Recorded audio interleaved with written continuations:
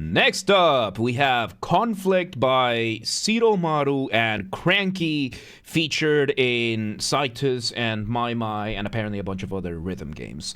Once again, everybody, this is a Basterd's LFA, a Layman-Friendly Analysis. I'm a professionally trained musician and composer, and my objective here is to explain things in a way so that you don't have to be one to understand what is happening here musically. So, if you like the sound of that, make sure you're following the channel, subscribe to the channel, whatever term you want to use, like the video, share the video, leave a comment, turn on notifications, become a member.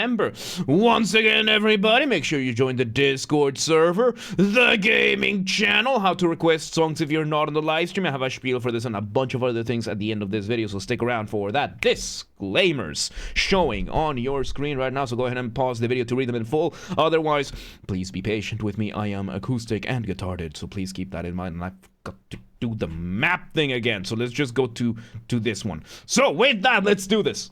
Conflict, let's go.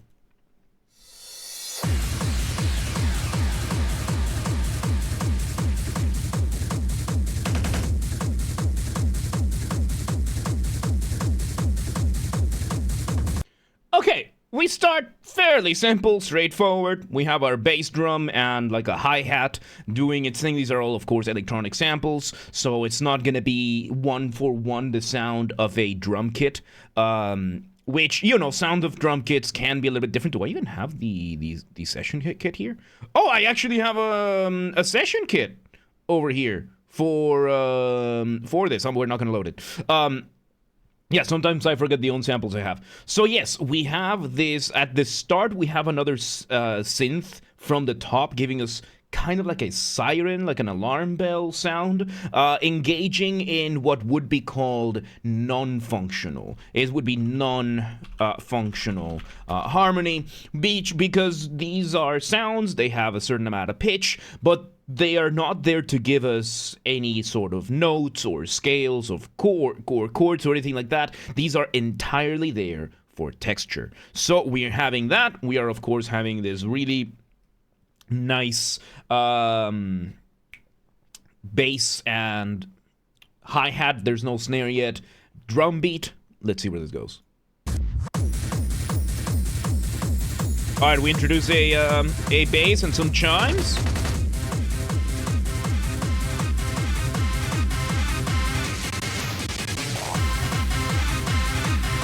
Oh, I love this. Okay, so we start, we bring in a bass. We have then slowly doing what is called a crescendo.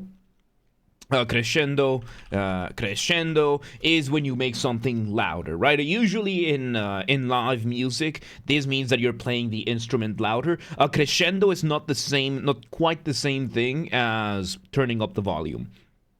Because there's a difference between me playing this softly and then me increasing the volume of that, and me just going.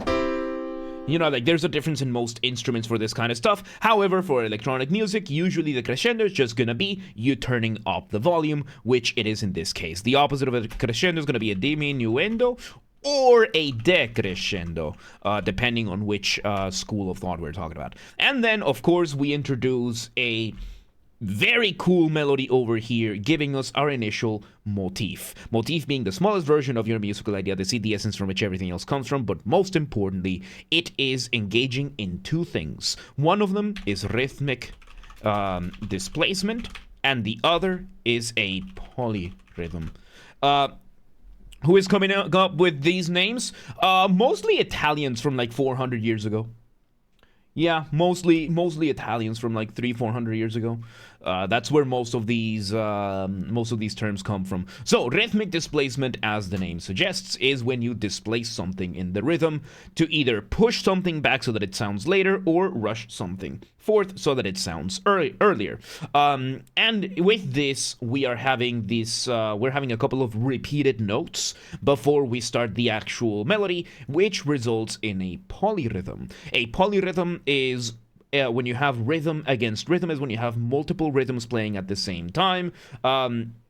Why 400 years? Renaissance, yeah, Renaissance, and after the Baroque, 300-ish, 350-ish years ago, we had the Baroque period, and that's when most of these terms were being established by, like Bach, Vivaldi, and a bunch of these people who. Most of these are, of course, in Italian, because Italian was lingua franca, was just the regular language that was spoken at the time, and these were just expressions, articulations, that kind of thing, and were words that were just the ones used in the language back then.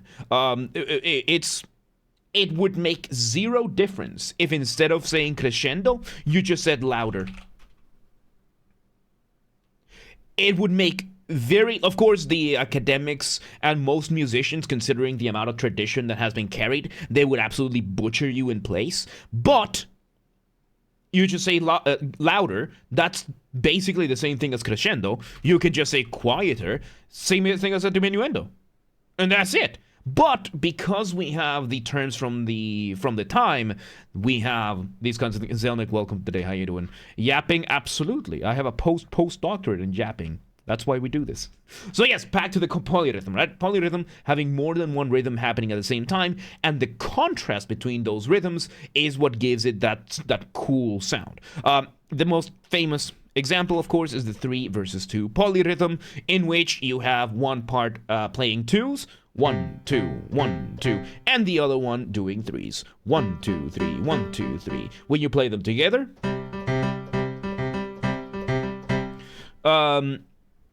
would harder and softer be more accurate? Potato, tomato. At the end of the day, all of the purpose of all of this, of all of music notation, is communication.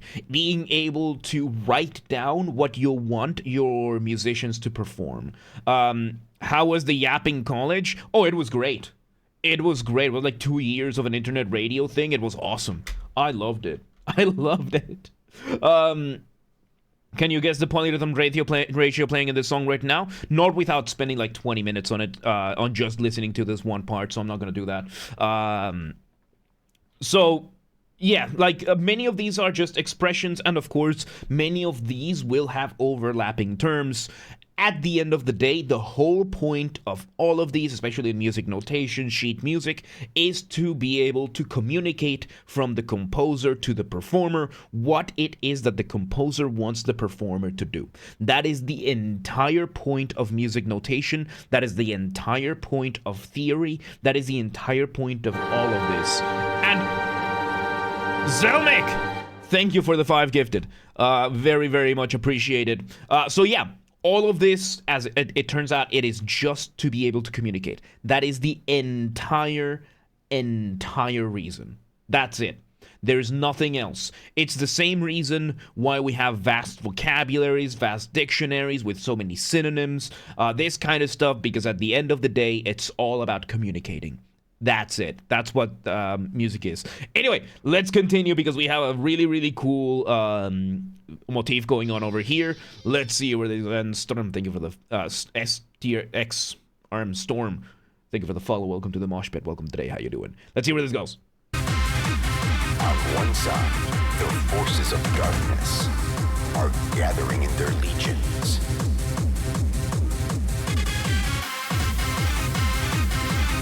Oh, that was cool. Okay, so we bring in an audio sample. We bring in a vocal sample for this kind of thing. Amaya, why have you done this? You promised! You promised! You promised! Thank you for the 5 gifted. Appreciate it. You promised. Okay, Andelia, welcome today. So we have the vocal sample, which this does not turn this piece into a song. A song versus an instrumental.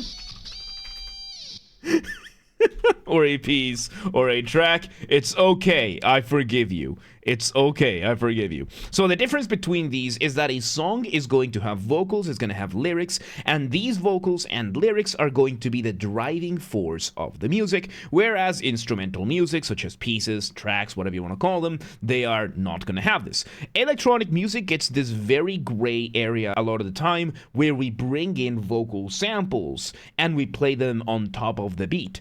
This does not make them a song because these are recordings that were not made for the song. We're not singing anything with the music. We're mainly using these audio samples as percussion. So that's where it is going on over here. And of course, then we had like the scale going downwards, which we had an inversion of the motif, and then we went back to repeating the motif in the original way. Inversion being another way that you can develop your material with, in which you turn your material upside down, like kind of like putting a mirror upside down. So let's say, for example, we have this, right? This is our motif over here, and I think it's this exact. So we're having that, and if it's inverted, then it's just going to go the other way. And if we then just play it an octave higher, and that's kind of where we're getting the development of this material. Let's see where it goes. On the other, couldn't make it so far. Glad to see you here. Is sworn to keep the flame of truth. I really like the vocal sample.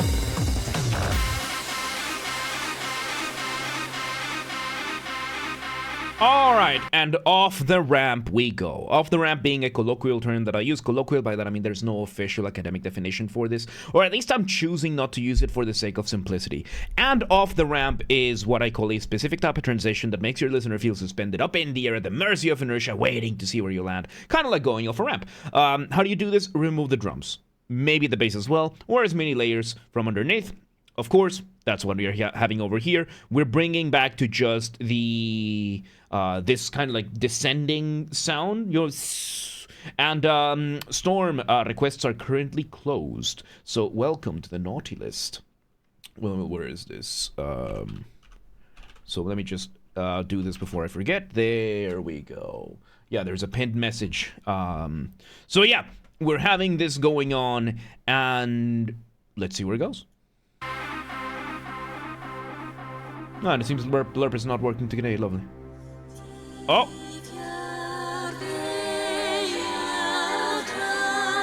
Okay, so we have a bass, what sounds to be maybe like a double bass. Double bass being this really, really cool. It's the largest of all the viol instruments.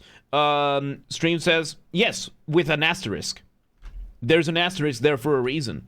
We're not going to argue. Anyway, so the double bass over here, as you can see, you have to stand up to play. These are massive, massive instruments. And of course, right now, we are just holding down a note. We are bringing in now a choral arrangement.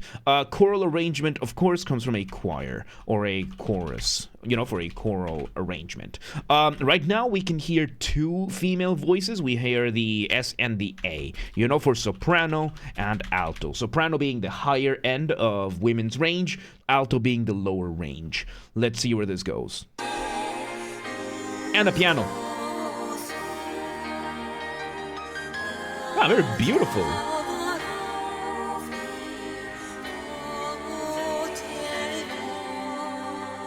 Okay, so we do this classically inspired, you know, very much something that you would see in the classical period kind of thing, and coined language complement for the song. Nice. So here in this case, we are bringing a little bit of choral arrangement, which is bringing let me just move this over here.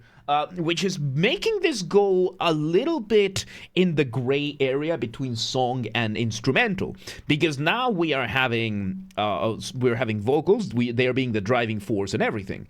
So we're having this happen, and funnily enough, the main vocals are still doing what is called an elongation of the original motif. Elongation being another way that you can develop your material, in which you slow down a specific melody. In this case, instead of having the melody going, now we're having it.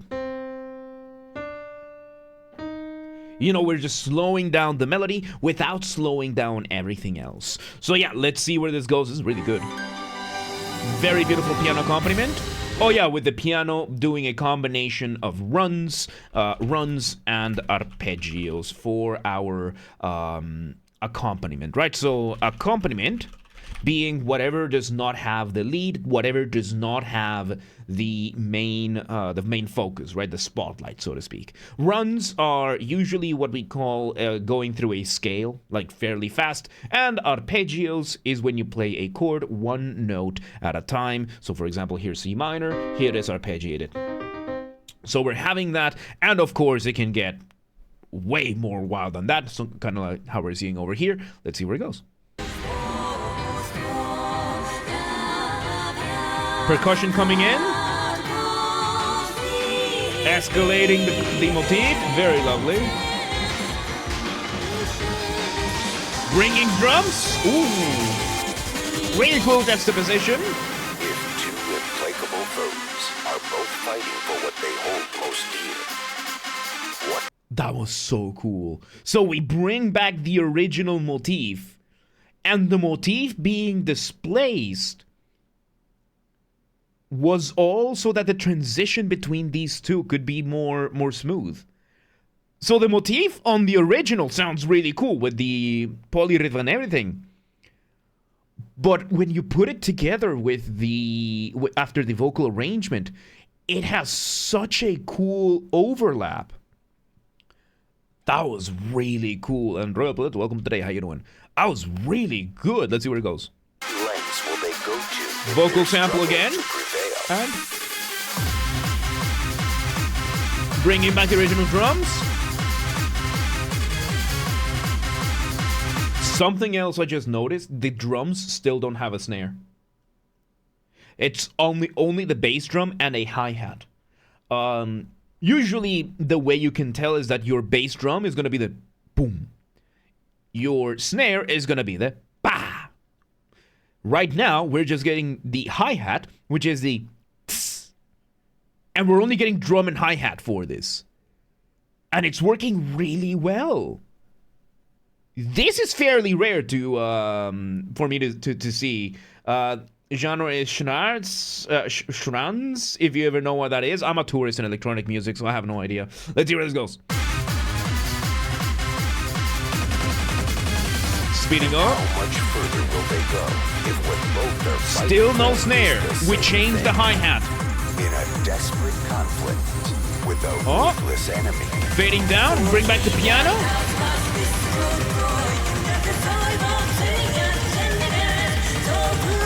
Oh, hell yeah!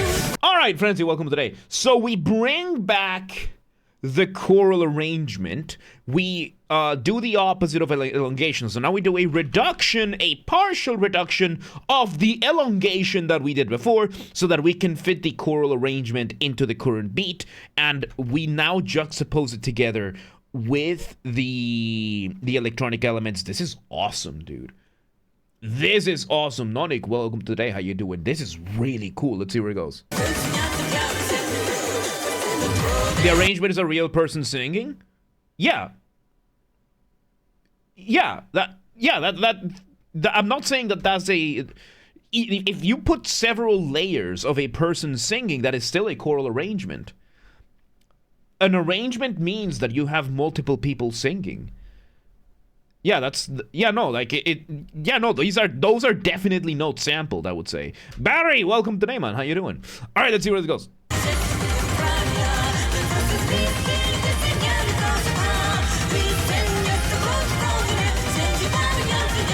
Really cool variation there, escalating for the cadence, and back to the original. Oh, and now we added a little bit of an extra, kind of like a second half of the motif, giving it a cadential motif, the cadential second half, right? So when you're making music, you're doing one of two things. You're building tension or you're resolving that tension. That point in between, we often call the cadence. Now, as I said, your motifs, smallest version of your musical idea, seed, essence from which everything else comes from. However, motifs are extremely temperamental and extremely jealous and dangerous because of that. If you're not constantly giving your motif or any variations of the motif the spotlight, it will ruin your music. It will make it sound disjointed. It will make it sound incoherent.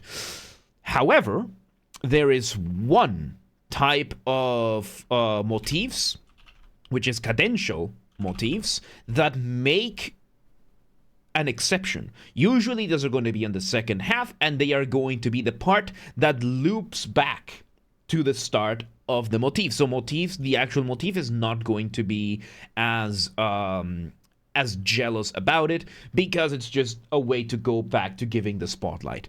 These are cliches, so to speak, and I've been good, man. I'm good. So yeah, these are cliches primarily. So you would hear, let's say, if we're in C major, right? We're in C major, and you would hear something like this, or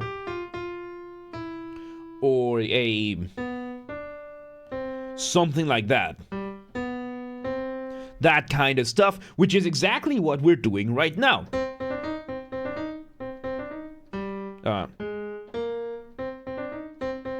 This is a cadential motif. It's just a cadential motif.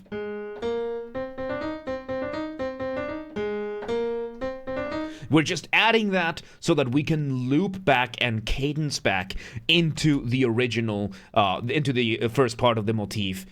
And of course, having everything else. So let's see where this goes. Oh, hell yeah, Barry. Thank you. Appreciate it. Ooh, messing around with the drums a little bit. Vocal sample. Very cool.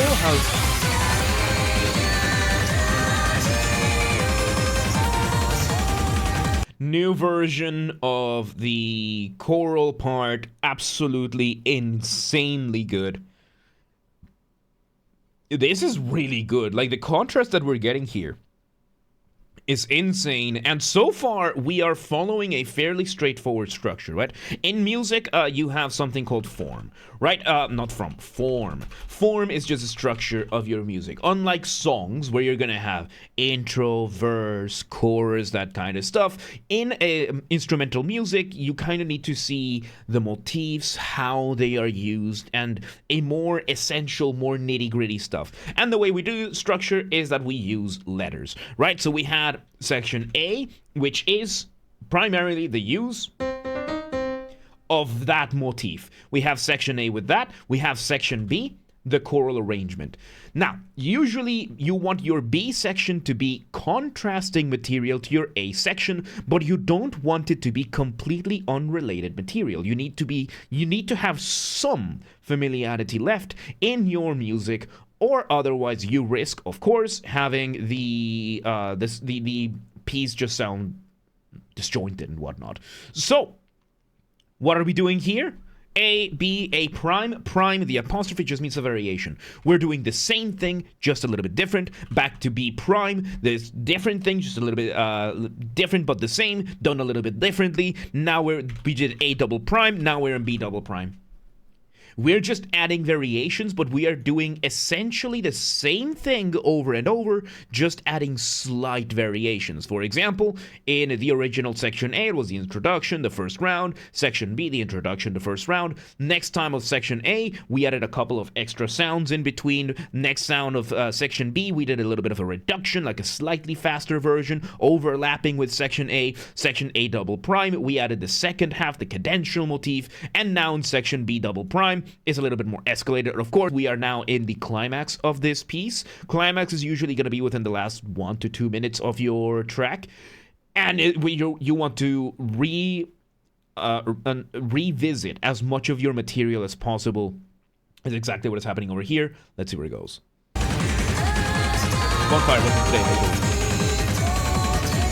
Beautiful cadence.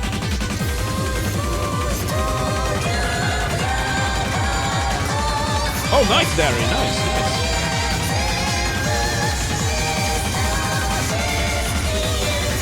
So this time we had the elongation, but it was a little bit... Ooh. Back to A. Oh, we used that same distortion from earlier. So yeah, basically we are off the ramp over here, and we just removed the drums. We only removed the bass drum. The bass is still here. The hi-hat is still here. This is really good, dude.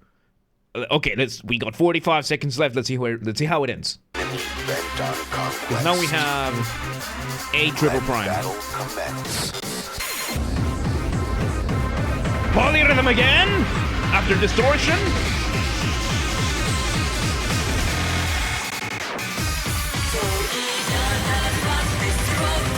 And B double prime, B triple prime. Climax is probably going to be the outro. Nice. And right now, the piano, we bring back the piano, and the piano is doing a little bit of doublings. So doubling is when you have more than one instrument playing the same thing at the same time. Really cool. Really beautiful. And the piano, of course, is playing in octaves because that's just dramatic when it comes to piano. So the concept of an octave, by the way, an octave is just the same note repeated higher or lower. This comes from the idea of the scales, right? So when you have a scale, usually you will have 7 notes. Let's take, for example, the scale C major, right? C, D, E, F, G, A, and B. Which is all the white notes in the keyboard, starting from C. This is 7 notes, and then the 8th note, the octave, is the same note as you start. So if you play in octaves, these are just the same notes repeated over and over and over again, as high up or far down as the range of the instrument allows. Let's see how this ends then. Super Ninja, welcome to very nice. Very Russian, this little bit. Let's see. And we hold. Oh, that was really cool. So we held that last cadence at the very, very end, extended it a little bit more so that we would have that very nice bombastic end, and then we bring it back down to one last low note, and there you have it. Very, very good. Oh, that was a journey and a half. There you have it. That was Conflict by Siromaru and Cranky, featured in Cytus, Maimai, and a bunch of other rhythm games, is my understanding. Once again, everybody, this has been a Basterd's LFA, a layman-friendly analysis. I'm a professionally trained musician and composer, and my objective here has been to explain things in a way so that you don't have to be one to understand what's happened here musically. So, if you're watching this on the YouTube video archive thing, thank you for watching. Make sure you're following the channel, subscribe to the channel, whatever term you're to use. Like the video, share the video, leave a comment, turn on notifications, become a member. Once again, everybody, don't forget to join the Discord server. That's where everything gets announced first, whether it is the streams going live, the videos going up on the YouTube channel, updates to the schedule, that kind of stuff, announcements. By the way, at the time of recording, we just passed 9,000 subscribers on YouTube. So thank you so much, everybody, for being here. Again, I don't mind that we didn't reach 10,000. We reached 9, and that is absolutely insane to me. So thank you again, everybody, for being here. So yeah. Make sure you join the Discord, linked in the description. Make sure that you share these videos with your friends, with your families, with your family's friends, with your friends' families. Those are 2 very distinct concepts, by the way. With your online and offline communities, go share these videos with everybody that you know. Also use the hype function on YouTube. We have a group on the Discord that coordinates for that, linked in the description. That's another reason to join the Discord, so do that. Artists, siromaru, Cranky, or anybody else out there on YouTube or otherwise. This is an open invitation. Let's work together. If you want any of my musical skills, whether it is my guitars, Mongolian throat singing, you know, the good old kind of thing, regular singing, voice acting, if you want help figuring out something for your composition, whatever it is, reach out, let me know. Let's work together, let's make stuff. And if you're in the audience and you know somebody that could benefit, reach out, let them know. Please do not harass anyone, please do not spam anyone, be cool about things, don't be a rat. Members get early access to the content. I schedule the videos for the week on Saturdays, and if you're a paid member on YouTube, regardless of your tier, you get access to the videos when I schedule them, at least for the LFAs. So become a member today. If you want to listen to this without me interrupting every 3.5 seconds, I'll be linking in the description down below. If you want to request a song and you're not on the live stream, check the pinned comment on this video. It has the instructions on what to do. If you want to catch the streams when they happen live, we aim for Monday through Friday, 6 p.m. Central European Time, at this time at least. We stream live on Twitch, YouTube, and Kick so that you can tune in from whichever platform you prefer. Again, 6 p.m. Central Europe. If you're not in Europe, do not worry. We have the full up-to-date streaming schedule showing in your local time zone in both Discord and Twitch. So if you live in Huntley and you're like, yeah, but what time is 6 p.m. in Hungary? I don't live there. Do not worry. Just go to the Discord or the Twitch and it's going to show in your local time zone. And follow the gaming channel. I have a gaming channel because of course I have a gaming channel. I'm on YouTube. What else could I possibly have? Games are Basterd. That's where I put the gaming after show recordings when they happen. Recorded live on stream during the after show on the main channel, and then the recordings go here linked in the description, or just search on YouTube, same username as James R. Basterd, just swap the J for a G, and you got it. And yeah, there you have it. Conflict, Siromaru, and Cranky. What a trip that was, dude. That was awesome. Really, really good stuff. But yeah, let's move on.